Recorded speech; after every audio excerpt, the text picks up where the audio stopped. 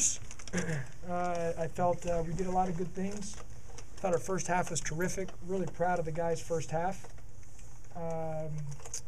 You know, late second half, which I got a little animated on the sidelines, but part of it was because, again, we are such a young team, the youngest in the history that the University of Memphis / Memphis State has ever put on the floor.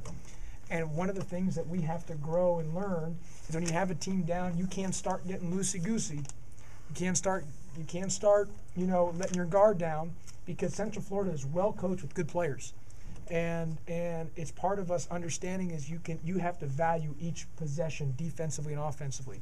And you can see by the stats. I mean, for Central Florida, you know, the amount of offensive rebounds they got in the second half and the amount of turnovers we had in the second half. And that's just a sign of, again, Central Florida's got good players and well coached, but it's also a sign of us letting our guard down.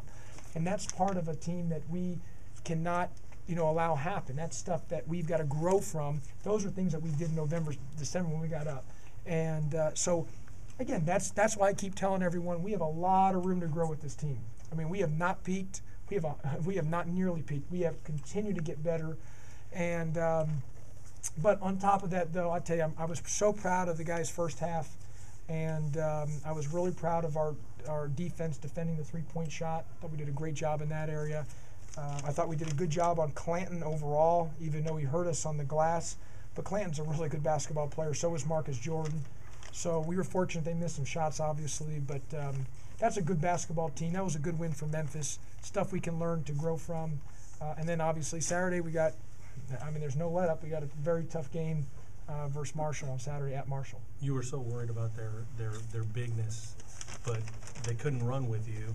So that allowed you guys some easy opportunities. Just talk about the fact that tempo played your way in the first half, and you lit up the #1 defensive team in Conference USA. Well, we moved the ball well. We had 10 assists on 20 made field goals, only 4 turnovers. We did some good things. We really moved the ball. We had good paint, you know, touches, paint points, and everyone contributed. So part of it, Mike, is we got open looks and we kept going inside, but we got our offense off of defense. That was the big thing, and that's why we were able to extend the lead. It was because of the defensive end.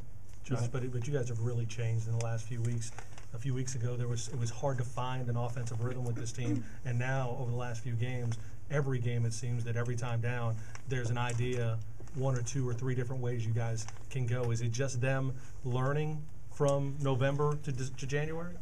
I told everyone back in the summer that throughout all the expectations, because they're not fair, because these are recruiting expectations, we're going to take lumps. There's going to be peaks and valleys. There's going to be roadblocks and obstacles. I've told everybody that.